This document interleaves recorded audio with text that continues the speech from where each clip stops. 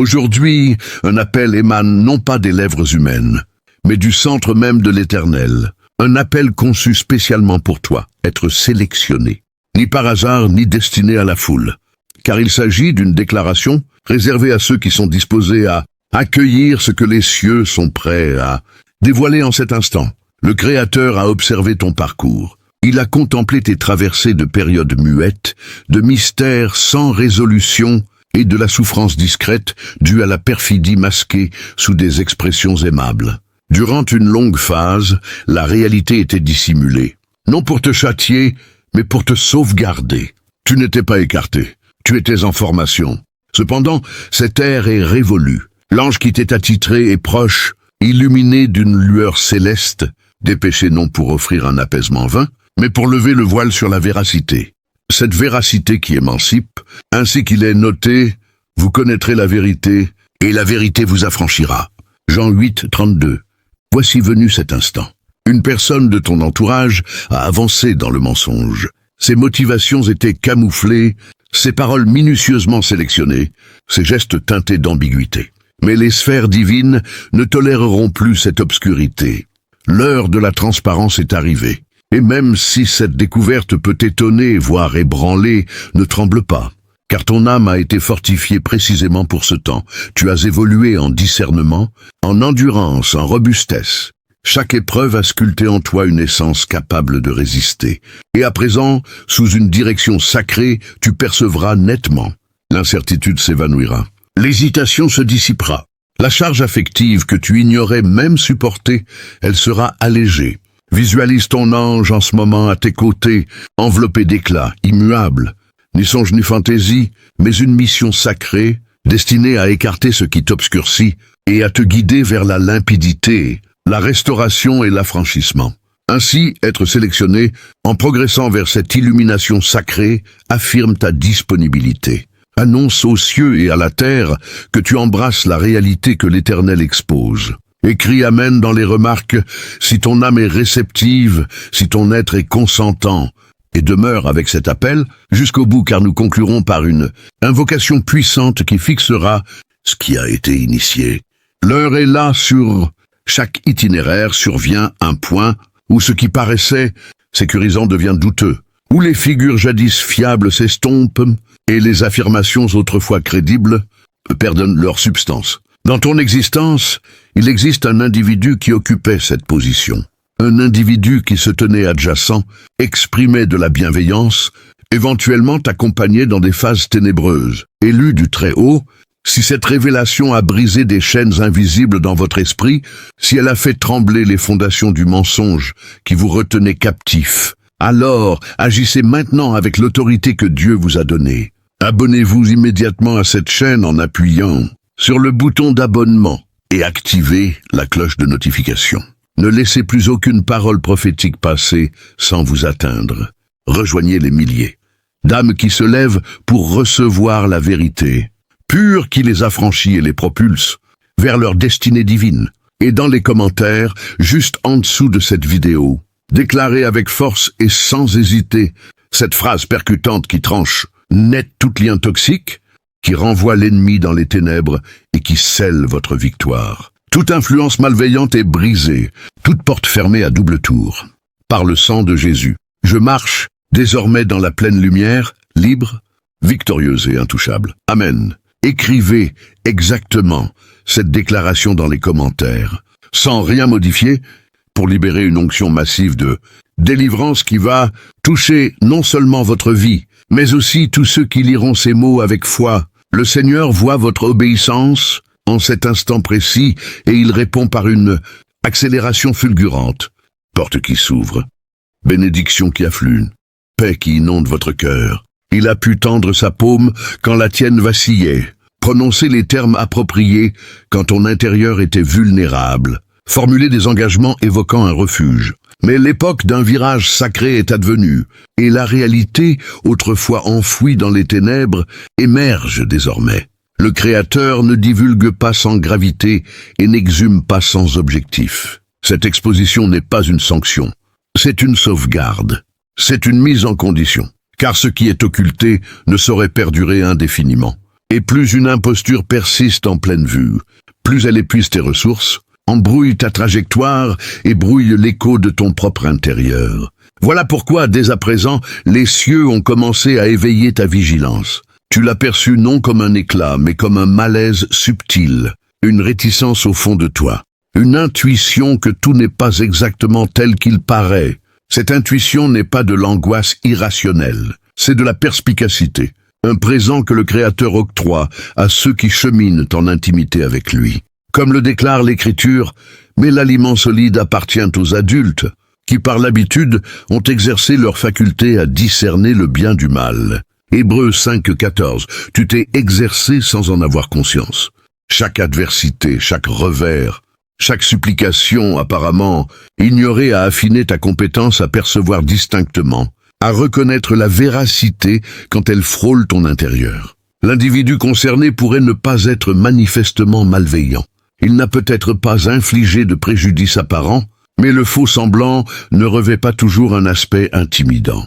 Parfois, il se niche dans l'attrait, les complications, la reliance affective. Et même si tu t'es attaché à ce lien par fidélité, affection ou appréhension de la solitude, le Créateur te propose désormais une chose infiniment supérieure, la netteté. Car il n'est pas un Dieu de désordre, mais de sérénité. 1 Corinthiens 14,33. Et lorsque la sérénité s'éclipse, cela en soi constitue un indice méritant vigilance. Réfléchis à l'épisode d'Ananias et Saphira dans les Actes des Apôtres. Ils semblaient prodigues.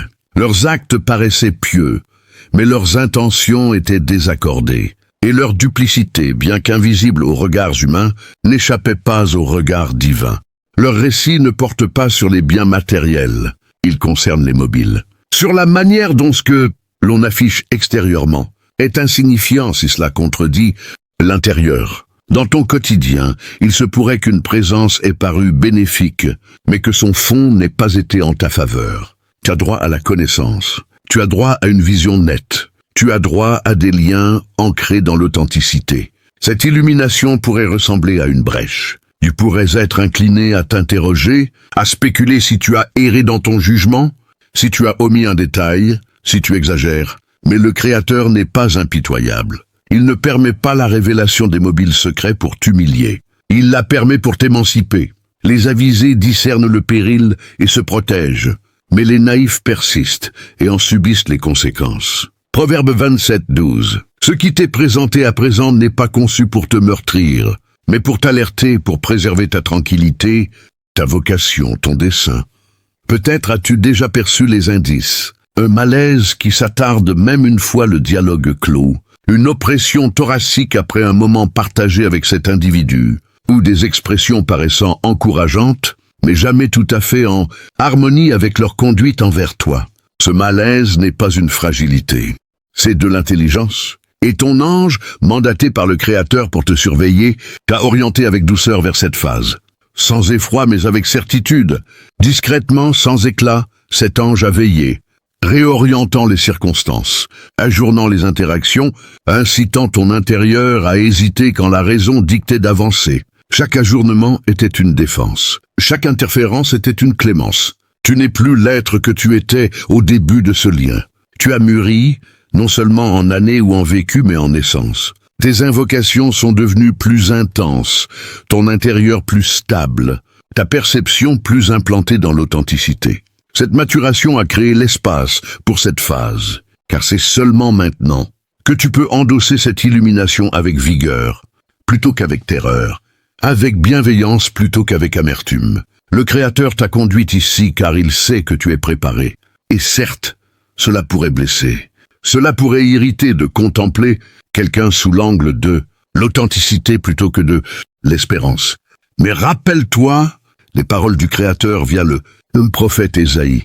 Je marcherai devant toi et aplanirai les reliefs. Je fracasserai les portails de métal et trancherai les verrous d'acier. Ésaïe 45,2, ce qui ressemble à une privation pourrait en réalité être une ouverture, une entrée carcérale fracturée, une voie libérée pour une chose supérieure, une chose consacrée. Donc n'appréhende pas ce qui est exposé. Permets à l'authenticité d'émerger. Permets à l'éclat de pénétrer chaque recoin secret. Tu ne t'écrouleras pas. Tu ne chuteras pas car celui qui te soutient est inébranlable. Et cette phase, même dans sa souffrance, est consacrée. Tu avances vers l'émancipation.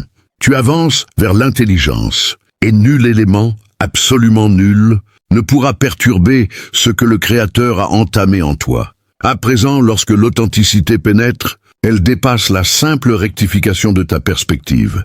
Elle ravive ton essence. Elle modifie un aspect bien plus profond que ton avis sur autrui. Elle remue les bases de ta propre posture. La majorité croit que l'illumination concerne l'exposition d'autrui, mais les cieux l'aperçoivent autrement.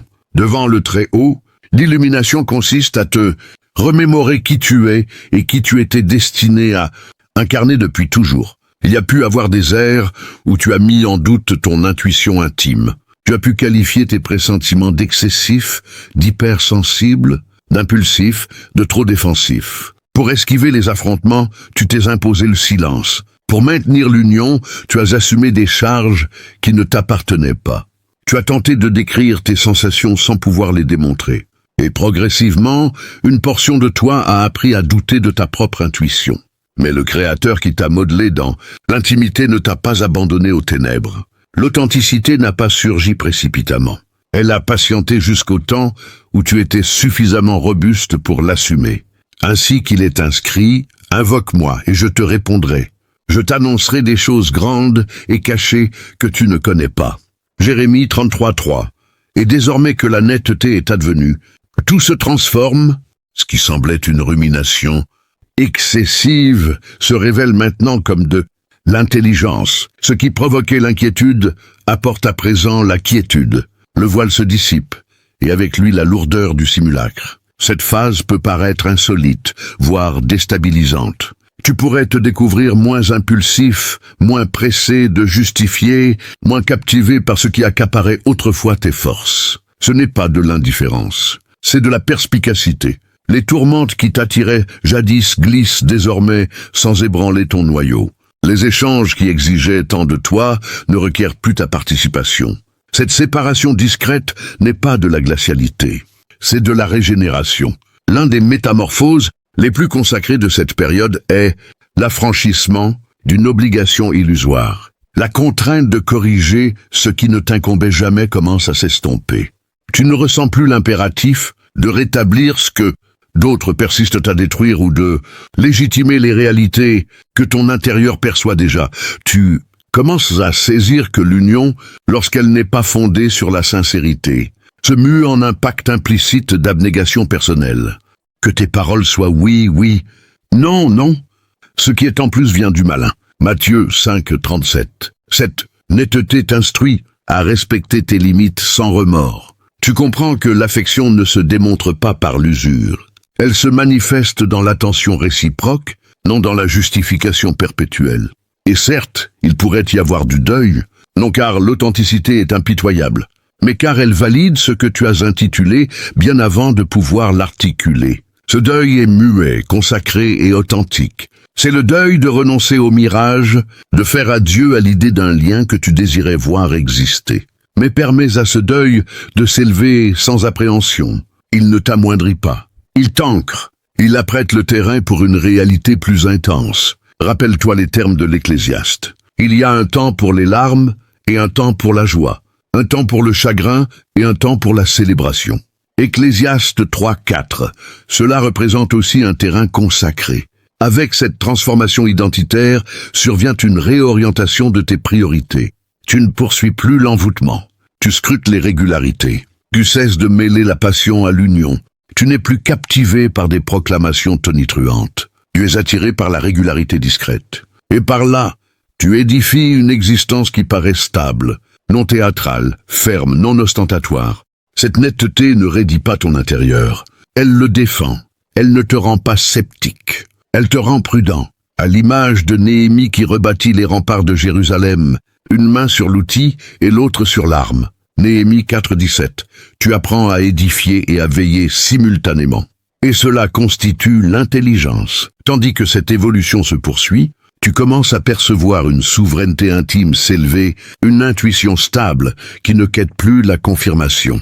Tu accordes crédit à ce que le Créateur t'a révélé, tu accordes crédit à ce que tu as enduré, et tu cesses d'exiger que chacun appréhende tes choix car tu as pacifié les tiens. Le Créateur se battra pour toi. Il te suffit de demeurer calme.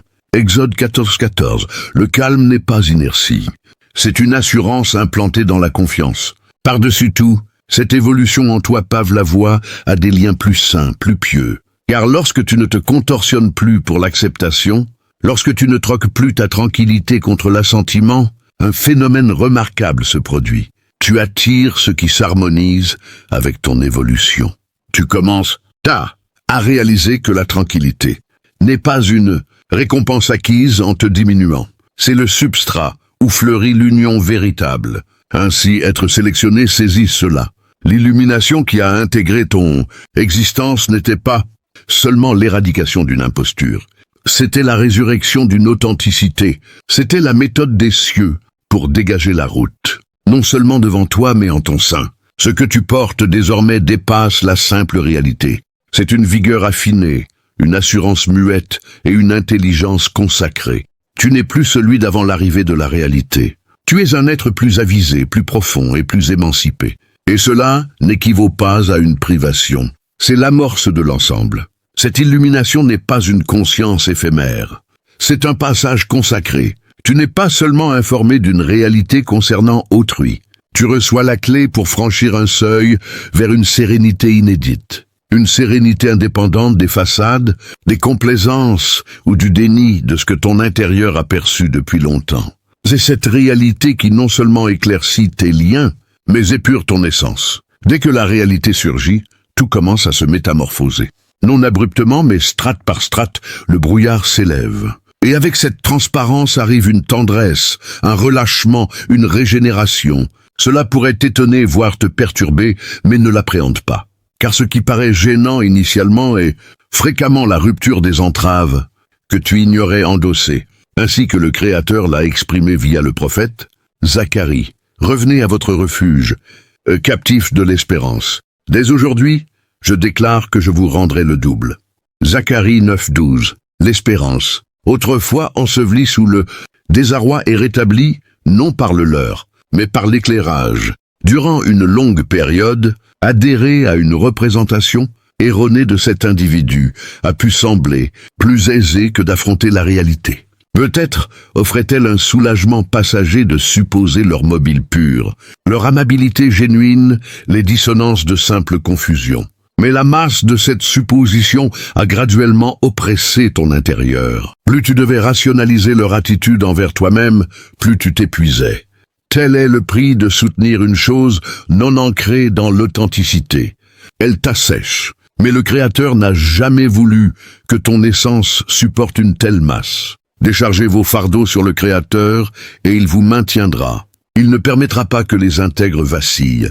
Psaume 55:22 évoque Marthe dans l'Évangile selon Luc, affairée et oppressée, accomplissant ce qu'elle estimait juste, servant et s'efforçant, pendant que sa sœur Marie s'installait simplement aux pieds du Maître pour absorber. Lorsque Marthe se lamenta, le Créateur répondit avec douceur, « Marthe, Marthe, tu t'agites et te troubles pour beaucoup de choses. Une seule est nécessaire. Marie a choisi la bonne part. » Luc 10, 41-42. Toi, également, as pu être englué dans l'agitation de l'action, de la réparation, de l'élucidation, de la cohésion forcée. Mais à présent, tu es convié à cesser l'effort, à t'établir dans l'authenticité, à absorber la sérénité, non à la conquérir. La charge de maintenir un lien fictif ne t'incombe plus. Cet individu, qu'il soit compagnon, allié ou autrefois cher, t'a offert une image d'eux qu'il souhaitait te faire adopter. Et temporairement, tu l'as peut-être adopté non par ingénuité, mais par optimisme. Tu as discerné un potentiel ou cru que l'affection suffirait à complétude. Mais l'affection ne prospère pas sans sincérité. La foi ne perdure pas où les mobiles sont voilés. Et ce que le Créateur te présente, maintenant n'est pas pour te lésiner, mais pour défendre ce qui est sacré en toi. Ton intérieur, ta mission, ta quiétude. Et certes, il pourrait y avoir du deuil. Du deuil non seulement pour les faits, mais pour les absents, pour l'idée d'un lien qui aurait pu s'épanouir si l'authenticité avait prévalu dès l'origine. Ce deuil est consacré. Ce n'est pas une vulnérabilité, Ce n'est pas un recul. C'est l'ultime relâchement de la masse portée en secret. Permets-lui d'advenir. Permets-lui de t'immerger. Car le deuil, lorsqu'accompagné du Créateur, se transmue en accès à la bienveillance. Tandis que cette réalité s'ancre, tu pourrais te découvrir à raisonner autrement. Ce qui t'émerveillait jadis paraît vide désormais. Ce qui t'aimantait n'exerce plus d'emprise. C'est la perspicacité qui s'élève. C'est l'intelligence qui s'approprie son espace. Tu n'as plus à valider tes sensations. Tu n'as plus besoin du consentement d'autrui pour identifier le juste. Car le Créateur dispense l'intelligence. De sa parole émanent la science et l'intelligence. Proverbe 2,6. Et ce qu'il t'a accordé à présent est une perspective limpide sur ce qui était occulté. Peut-être est-ce la première occurrence dans ton parcours où tu ressens une telle transparence, non stridente, mais constante, non spectaculaire, mais irréfutable. Tu commences à concevoir que la quiétude n'est pas un objet de tractation ou de mérite prouvé. C'est un état où tu es autorisé à résider, un état que tu es mandaté à préserver. Plus que tout, protège ton intérieur, car de lui jaillissent les sources de la vie. Proverbe 4,23. Et pour préserver ton intérieur, tu dois vénérer l'authenticité, même si cela implique de t'écarter d'une chose, jadis perçue comme sécurisante. Tu ne seras pas abandonné au désarroi. Le Créateur n'engendre pas le tumulte. Il est un Dieu de structure, d'éclat, de rétablissement. Et bien que cette période puisse évoquer un démantèlement, elle marque en vérité l'initiation d'une reconstruction. Sur un fondement ferme cette fois, sur l'authenticité, sur la clarté, sur une affection qui ne t'exige pas de te rapetisser, de jouer un rôle ou d'assumer une charge affective étrangère. Et progressivement, en adoptant ce qui est genou, tu observeras la mutation intérieure. Ton essence se sentira plus aérienne, tes réflexions plus nettes, tes limites plus solides. Tu cesseras de te justifier outre mesure. Tu cesseras de quêter la résolution auprès de ceux qui la refusent. Et surtout, tu cesseras de t'accuser de ne pas l'avoir discerné plus tôt, car désormais tu sais que tu n'étais pas fragile. Tu étais fidèle. Tu n'étais pas obtus. Tu étais optimiste. Mais à présent tu es émancipé. Et cette émancipation, ce don invisible d'illumination, te conditionne pour une grandeur supérieure. Des liens ancrés dans la sincérité, non le mirage. Des unions érigées sur une foi réciproque, non la subordination. Une affection qui ne t'impose pas de te délaisser pour l'acceptation. Ce n'est pas la clôture du récit, c'est l'ouverture d'un chapitre illuminé. À présent que la réalité a commencé à émerger, il est essentiel de saisir que la vigilance isolée n'est pas la conclusion. Et c'est l'amorce de la métamorphose. L'illumination ne se limite pas à ce qui t'est dévoilé. Elle porte sur la manière dont tu la propulses. Tu es convié à un mode d'existence inédit. Un qui progresse avec intelligence, non précipitation. Un qui réagit avec transparence, non impulsivité. La réalité n'est pas octroyée pour affronter autrui dans la fureur. Elle est octroyée pour avancer avec sagesse dans la quiétude. Dans cette période consacrée, la première démarche est de modérer le rythme. Dès que la réalité pénètre, surgit souvent un flot émotionnel. L'envie d'intervenir, d'exprimer, de remédier, de saisir tout instantanément. Mais l'intelligence ne se hâte pas. Même le Créateur, dans sa puissance illimitée, a façonné l'univers en 6 journées, étape par étape, instant par instant. C'est par l'intelligence que le Créateur a établi les bases de la terre, par la raison qu'il a fixé les cieux. Proverbe 3,19. Ainsi dois-tu procéder avec délibération. Saisis des instants de quiétude, permets au calme de t'instruire ce que la précipitation occulte. Permets au mutisme de créer l'espace pour la transparence que les expressions étouffent fréquemment. Interroge-toi avec des questions basiques, sincères, muettes, non pour condamner autrui, mais pour percevoir nettement. Ce lien me revitalise-t-il ou m'épuise-t-il? Me réduis-je pour maintenir l'union? Suis-je écouté ou simplement enduré? Ces introspections ne découlent pas du doute. Elles sont des gestes de sollicitude envers ton essence. Ensuite, apprends à contempler sans incrimination. La perspicacité n'est pas du doute. C'est une vigilance consacrée. À l'instar de Salomon qui sollicita non l'opulence ou la vengeance, mais un cœur avisé pour diriger équitablement. Une loi 3,9. Tu es convié à scruter plus intensément, non par crainte mais par transparence. Observe les réactions quand tu n'es pas opportun. Quand tu imposes une limite délicate, quand tu exprimes l'authenticité ou quand tu es simplement indisponible, tu n'as pas à provoquer ou à opposer. La réalité a tendance à affleurer dans les attitudes. Permets à la régularité de s'exprimer. Permets au mutisme d'instruire. Permets aux gestes de valider ce que les termes ne peuvent constamment élucider. Puis émerge le bravoure discret d'établir des limites. Non pour sanctionner, mais pour défendre. Les limites ne sont pas des barricades. Elles sont des accès verrouillés. Tu décides qui accède et jusqu'où. Tu pourrais opter pour moins de paroles, des réponses différées, des intervalles prolongés avant réplique. Cela n'est pas de l'impolitesse. C'est une gestion sacrée de l'esprit. Et maintenant, dans cette phase de renaissance spirituelle, souviens-toi que la stewardship de ton essence ne se limite pas à des actes isolés, mais s'étend à une pratique quotidienne de vigilance sacrée.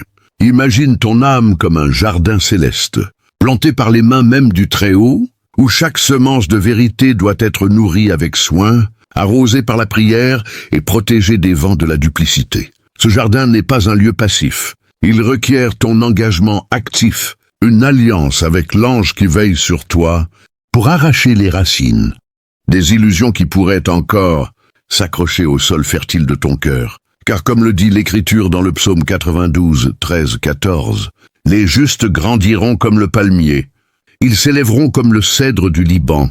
Plantés dans la maison du Seigneur, ils fleuriront dans les parvis de notre Dieu. » Toi, être choisi, tu es planté dans ce sanctuaire divin, et la révélation que tu as reçue est l'engrais qui accélère ta floraison. Poursuivons cette voie en explorant plus profondément comment cette nouvelle conscience transforme non seulement tes interactions immédiates, mais aussi la trame entière de ton existence. Considère que, une fois les limites établies, une énergie libérée commence à circuler en toi, comme un fleuve purifié qui coule sans entrave vers l'océan de la paix divine. Cette énergie n'est pas une force éphémère.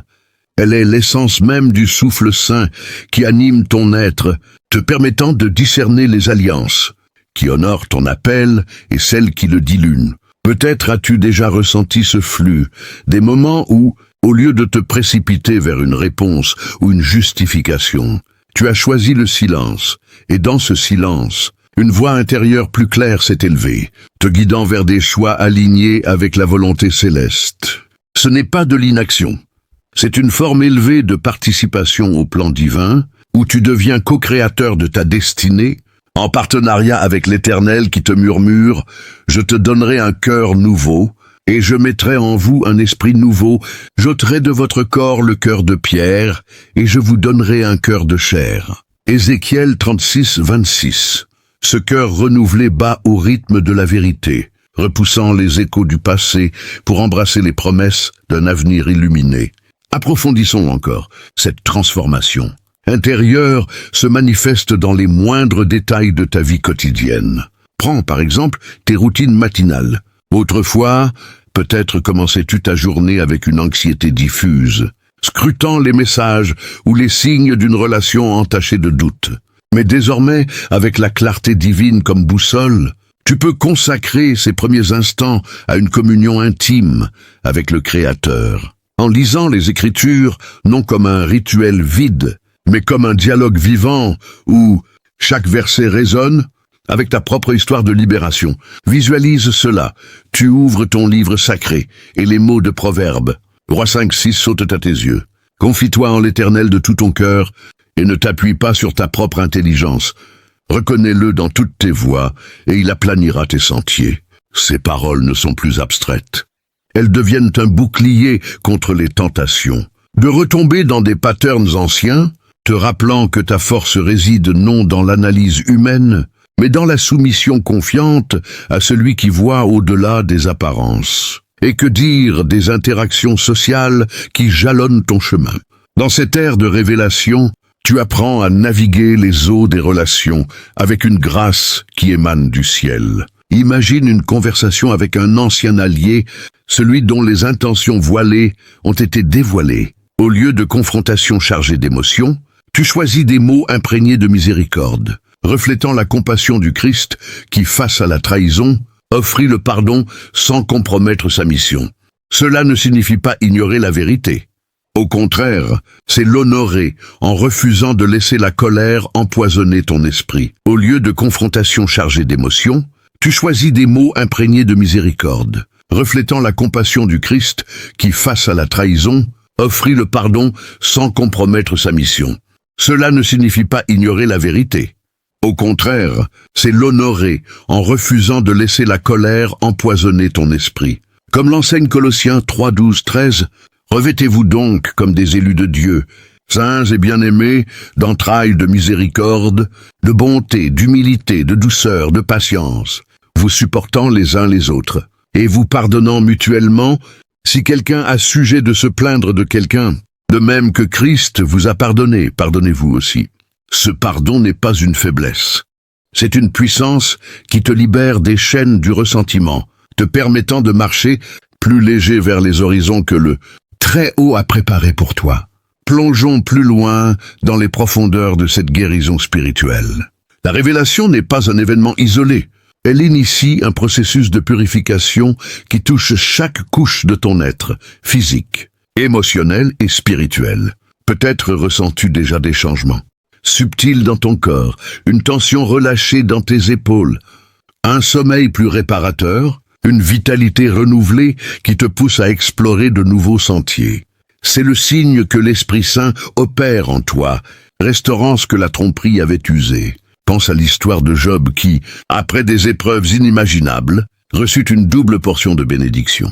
Job 42, 10 nous dit « L'Éternel rétablit Job dans son premier état, quand Job eut prié pour ses amis, et l'Éternel lui accorda le double de tout ce qu'il avait possédé. De même, ta fidélité à travers cette épreuve attire une abondance divine, non pas matérielle seulement, mais une richesse intérieure qui déborde sur ceux qui t'entourent. Tu deviens un phare pour d'autres élus, témoignant par ton exemple que la vérité, bien qu'ardue au départ, mène à une joie inaltérable. Continuons à explorer comment cette clarté influence tes aspirations futures. Avec les voiles levés, tu peux maintenant rêver sans les ombres du doute. Qu'il s'agisse d'une vocation professionnelle alignée avec tes dons spirituels, d'une communauté de foi où les liens sont authentiques, ou d'une union romantique fondée sur la transparence mutuelle, le Créateur ouvre des portes que nul ne peut fermer. Révélation 3.8 proclame « Je connais tes œuvres. Voici, j'ai mis devant toi une porte ouverte, que personne ne peut fermer, parce que tu as peu de puissance, et que tu as gardé ma parole, et que tu n'as pas renié mon nom. » Ces portes mènent à des territoires inexplorés de bénédiction, où chaque pas est guidé par l'ange qui t'accompagne, veillant à ce que tes choix honorent la lumière qui t'a été révélée. Mais n'oublions pas les défis qui pourraient surgir dans cette transition. Il est possible que des échos du passé reviennent, sous forme de souvenirs ou de tentations de renouer avec l'ancien. C'est ici que la discipline spirituelle devient cruciale. Ancre-toi dans la prière quotidienne, entoure-toi de compagnons de foi qui renforcent ta résolution et médite sur les promesses divines qui te rappellent ta valeur inestimable aux yeux du Père, comme le conseil. Éphésiens 6, 11, 12. Revêtez-vous de toutes les armes de Dieu afin de pouvoir tenir ferme contre les ruses du diable. Car nous n'avons pas à lutter contre la chair et le sang, mais contre les dominations, contre les autorités, contre les princes de ce monde de ténèbres, ou contre les esprits méchants dans les lieux célestes. Armé de cette armure, tu vaincras non par ta force, mais par celle qui vient d'en haut, transformant chaque épreuve en opportunité de croissance. Élu du Très-Haut, alors que cette révélation continue de s'enraciner profondément en vous, sentez comme une nouvelle saison s'ouvre devant vos pas, une saison où plus rien ne pourra entraver la pleine expression de la gloire que Dieu a déposée en vous. Le voile est définitivement tombé, les masques sont arrachés, et dans cette lumière crue et sainte, vous vous tenez debout, non plus comme des victimes d'une tromperie, mais comme des guerriers revêtus de l'armure complète de Dieu, prêts à avancer sans regarder en arrière. Ce qui était autrefois une source de confusion devient maintenant un témoignage vivant de la fidélité du Père.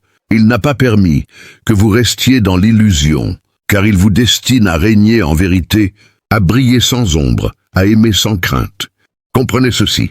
La délivrance que vous vivez en cet instant n'est pas seulement personnelle, elle est prophétique. Elle annonce à l'ennemi spirituel que son temps d'oppression sur votre vie est révolu.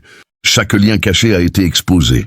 Chaque chaîne forgée dans le secret a été brisée par la puissance du sang de l'agneau. Vous n'êtes plus sous l'influence d'esprits de manipulation, de contrôle ou de division. Vous êtes entré dans un territoire de souveraineté, où seul le roi des rois a autorité sur votre cœur, votre esprit et votre destinée. À présent, marchez avec cette assurance inébranlable. Là où vous poserez le pied, la bénédiction suivra. Les portes que l'ennemi avait fermées par la jalousie, la calomnie ou la trahison s'ouvrent d'elles-mêmes devant vous. Les opportunités que l'on vous avait refusées par des paroles dissimulées vous sont rendues au centuple. Les relations saines, pures et alignées avec le dessein divin affluent vers vous, comme des rivières d'eau vive, car Dieu ne vous a pas simplement retiré d'un piège. Il vous installe sur un chemin large, lumineux, où votre appel peut enfin s'épanouir sans entrave. Ne craignez plus les regards obliques, les murmures dans l'ombre, ni les intentions voilées. Votre discernement est aiguisé comme une épée à double tranchant. Votre paix est gardée comme une forteresse imprenable. Votre cœur est scellé par l'Esprit Saint qui crie en vous « Abba, Père ». Plus rien ni personne ne pourra vous déraciner de cette intimité sacrée. Et tandis que vous avancez, sachez que le Seigneur des armées marche devant vous, derrière vous, à votre droite et à votre gauche. Il disperse vos ennemis comme la fumée chassée par le vent. Il confond leurs plans avant même qu'ils ne prennent forme. Il transforme leurs armes en instruments de votre élévation. Ce qui était destiné à vous, détruire devient la matière même de votre témoignage le plus puissant. Élus, levez la tête, redressez vos épaules. Respirez profondément cette liberté nouvelle. Vous n'êtes plus ceux qui doutaient dans l'ombre. Vous êtes ceux qui brillent au grand jour. Vous n'êtes plus ceux qui portaient le poids des mensonges d'autrui. Vous êtes ceux qui portent la couronne de vérité et de justice. Vous n'êtes plus ceux qu'on manipulait.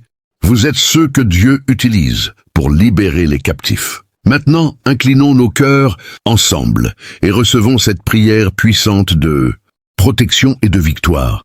Père éternel, Dieu tout-puissant, créateur du ciel et de la terre, toi qui sondes les cœurs et qui connais les pensées les plus secrètes, nous nous tenons devant ton trône de grâce en ce moment sacré.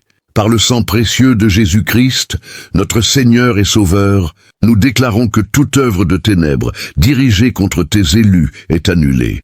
Tout esprit de tromperie, de manipulation, de jalousie et de division est lié et chassé. Toute langue mensongère élevée contre nous est condamnée et réduite au silence. Tout piège caché est exposé et détruit avant même d'être activé. Seigneur des armées, dresse ton bouclier de feu autour de nous. Place tes anges guerriers en garnison à nos côtés, devant nous, derrière nous, pour intercepter toute flèche de l'ennemi, de jour comme de nuit. Que nul mal n'approche de notre demeure, que nul esprit impur n'ose franchir les limites que tu as tracées. Nous revêtons l'armure complète de Dieu, la ceinture de la vérité, la cuirasse de la justice, les sandales de l'évangile de paix, le bouclier de la foi, le casque du salut et l'épée de l'esprit. Au nom puissant de Jésus, nous brisons toute malédiction, toute parole négative, toute attaque occulte. Nous renvoyons à l'expéditeur tout projet formé contre nous dans les ténèbres. Père, remplis-nous de ton Esprit Saint jusqu'à déborder. Fais de nous des colonnes de feu dans la nuit, des phares de vérité dans un monde de mensonges, des instruments de ta gloire et de ta justice. Que ta paix qui surpasse toute intelligence garde nos cœurs et nos pensées en Christ. Jésus, que ta faveur nous précède partout où nous allons. Que ta bénédiction nous poursuive et nous rattrape chaque jour de notre vie. Nous sommes tes élus, nous sommes intouchables, nous sommes victorieux, nous sommes libres, au nom tout-puissant de Jésus-Christ de Nazareth. Amen, amen et amen. Allez en paix, bien-aimés. Marchez dans la victoire. La gloire du Seigneur se lève sur vous. Enfin, alors que nous approchons de la culmination de ce message sacré, préparons-nous à sceller cette révélation par une prière collective.